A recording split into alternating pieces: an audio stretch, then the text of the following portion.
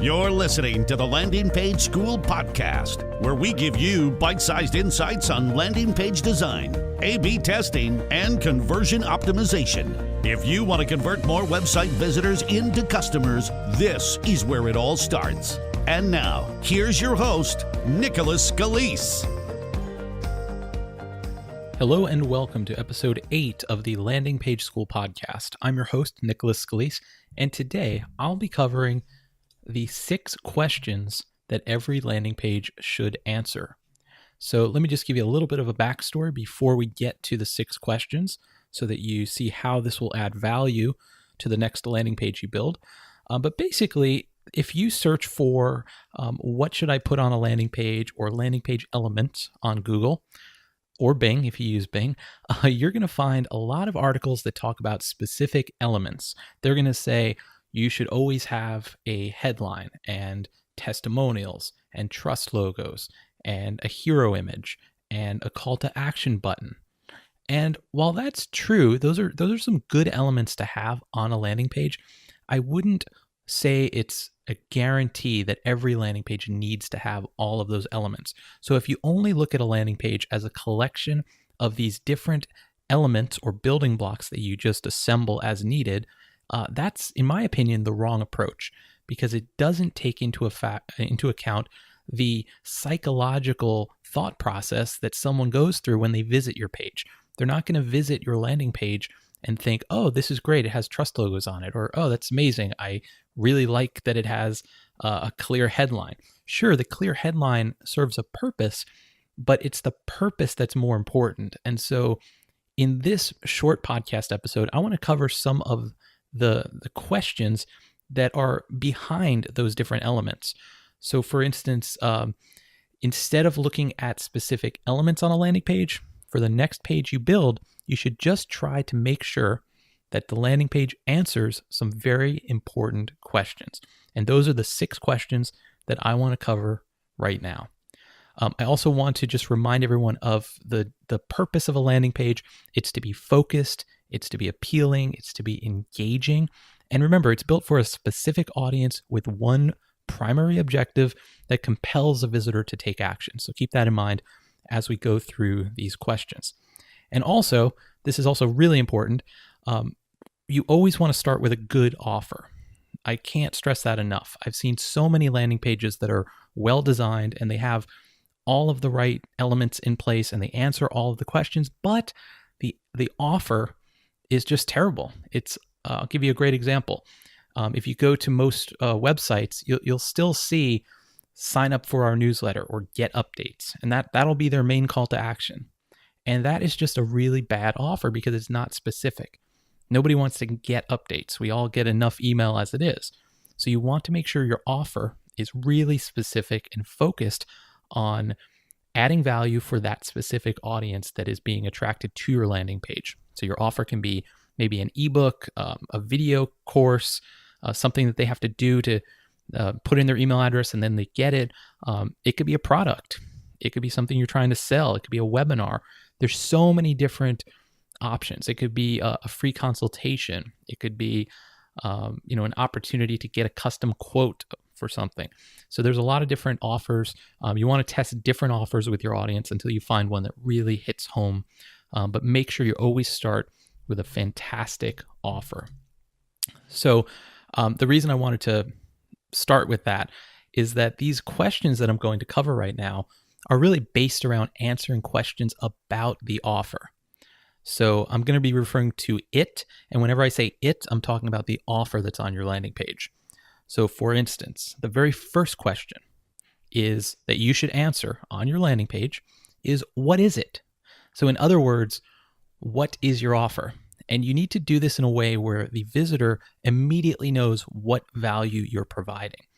There should be no hesitation. This is the most important first thing that a landing page visitor needs to know. What is this page about? What is the offer? How is it gonna do anything? Or what is it? So we can refer to that question as the clarity question, because it clarifies what is this page about? What is the offer? The second question is, can it help me? So now someone's visiting the page, they understand that this page is about, I'll just give a personal example. I have a landing page checklist, which you can download at landingpageschool.com/checklist. So that page is about the landing page checklist. It's very simple. It's immediately apparent when you visit that page, you can get a free landing page checklist that'll help you build a better landing page. So that answers the clarity question. The second thing is the relevance question. Can it help me? So this is where you want to go into a little bit more detail, and you want to show the problem and the solution. So your offer is always going to be solving some sort of problem. It can be an internal problem. It can be an external problem.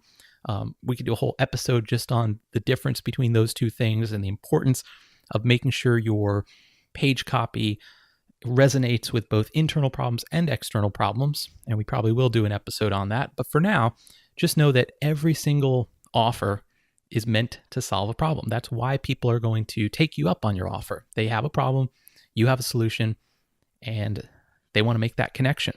So that second question is, can it help me? So now I know that this is a landing page checklist, let's say, but can it help me? What is it actually going to do? So this is where your copy really comes into play, and you want to have supporting copy. You want to talk about the value. You don't want to just talk about features. So I'll outline the specific ways this checklist can help you. This will help you save time. It'll help you QA your landing pages quicker so that you have a process to go through. It'll make your landing page build out process much more regimented, and that can save you time. The third question you want to answer is, do I like it? So again, remember, we're talking about the offer whenever you hear it. So the question that the visitor is going to be asking themselves is, okay, I know what this page is about. I see how it can help me, but do I like it? Do I like the overall premise? Do I like the offer? Do I like the page? Do I like the design? Does it just seem like something that I can agree with? So this is the affinity question. And this is probably one of the most subconscious questions that the visitor is going to ask themselves. And there's very small things that can influence how they respond to this question internally.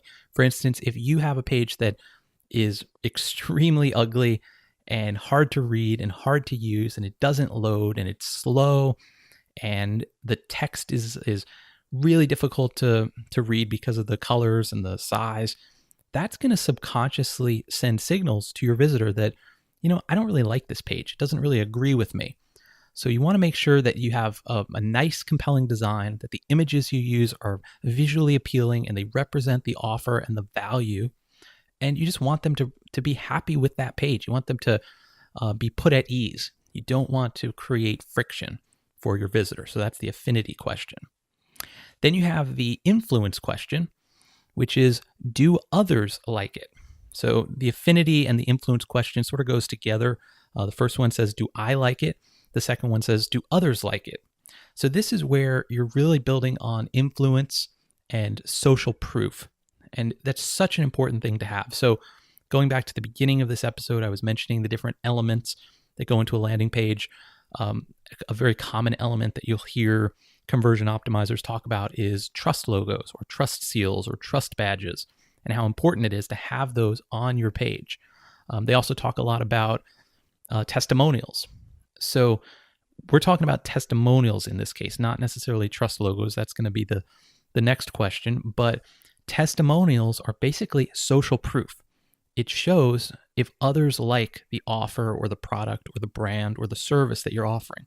So that's why it's very important to represent testimonials on your page, because you're answering that basic question of, do others like it? The next question is, and this is the fifth question, and I'll recap all this at the end. The fifth question is all about trust. It's basically, do I trust it? And this is really important. We were just talking about it a minute ago. Having trust logos or trust seals on your page is really important, because this is going to help you build authority and credibility and look like a trusted source. So it's important to have those elements in place. But again, don't just focus on the elements. Focus on the question that the elements are trying to answer for your visitor. That is key. Focus on the question that those elements are trying to answer for your visitor. And in this case, the question is, do I trust it? There's also other elements on your page that can influence trust. For instance, you want to have a logo at the top. I've seen so many landing pages that don't have logos, or the logo's way at the bottom. That's going to create a little bit of friction with your visitor, because they're expecting the logo to be at the top, usually in the top left, because that's what we've been accustomed to. You go to most sites and there's a logo at the top. So you want to build trust. You want to relate back to the brand or the organization that is creating this offer or providing this offer. So it's important to take into account all those little details. Every detail matters. And then the sixth and final question that your visitors are going to be asking when they visit your landing page is, how do I get it? So this is the action question. And a lot of folks would say this is the most important question, because after all, a landing page is all about compelling someone to take a very specific action. So you have to make it easy for them to take the action. You have to make it appealing enough where they want to take the action. And the best way to summarize this is actually a psychological principle called the Fogg behavioral model. So what the Fogg behavioral model teaches is that it shows that there's three elements that must converge at the same moment for a behavior to occur. You need to have motivation, you need to have ability, and there needs to be a trigger. And so we'll do a complete episode on the Fogg behavioral model that was created by B.J. Fogg, a behavioral scientist. But it's a fantastic concept that is so important for every marketer to understand, because you need to know what's driving someone's action. Why are they going to take action? And you need to make sure that those elements are in place on your landing page. So for instance, your call to action button needs to be very clear, because that's the trigger. It needs to be highly visible. That's why we talk about using contrasting colors for call to action buttons and repeating a call to action throughout the page. And it needs to have the right wording on it. You don't want your call to action button to say submit. You want it to say, yes, send me the free landing page checklist, or something very actionable. So there's a lot more that we can talk about when it comes to creating calls to action that convert and compel someone to take action.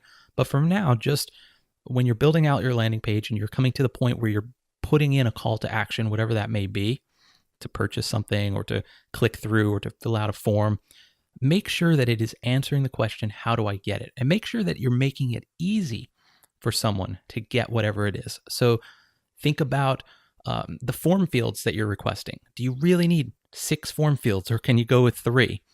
You want to make it super easy. Is it easy to complete the action on a mobile device? If you're asking really complicated questions, that's going to be a lot harder for someone to engage with on a mobile device. So take that into account when you're crafting a call to action. You want to make it easy and compelling for someone to obtain the offer that you are providing.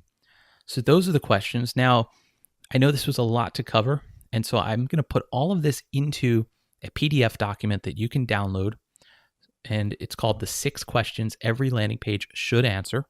You can find that at landingpageschool.com/6questions. That's landingpageschool.com/6 and then questions.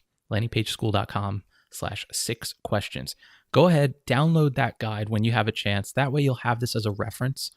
You should probably also download the landing page checklist, which I mentioned earlier, which is at landingpageschool.com/checklist. That's a little bit more element based, like we were talking about early on, because again, there's nothing wrong with looking at landing pages as consisting of a collection of different elements, but you always want to understand the questions that those elements are trying to answer. That's the key point for this episode. So just to recap real quick, the 6 questions are: what is it? Can it help me? Do I like it? Do others like it? Do I trust it? And how do I get it? Those are the 6 questions every landing page should answer, and they are all connected to a very basic concept. And so those concepts are clarity, relevance, affinity, influence, trust, and action. So I know with an audio podcast, it's hard to really visualize all this. It makes a lot more sense when you see it. So I do encourage you to go to landingpageschool.com/6questions and download this sheet so that you can visualize what we went over. But these are really important questions to try to answer as best you can with every landing page you create. So that's going to do it for this episode. Since this is still a pretty new podcast, I would greatly appreciate it if you could leave a rating and review on iTunes or wherever you listen to podcasts. That would mean so much to me. I read every review. And if you ever have any questions or if there's a topic you'd like to see covered on a future episode, please email me at hello@landingpageschool.com, and I'd be happy to have a chat with you. Thank you so much for listening, and I'll see you in the next episode.